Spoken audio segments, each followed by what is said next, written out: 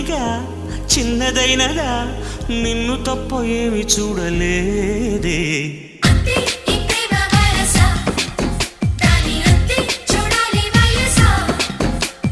కొన్ని ఏళ్ళుగా ముందుకెళ్ళక కాలమంతా ఆగిపోయి ఉంది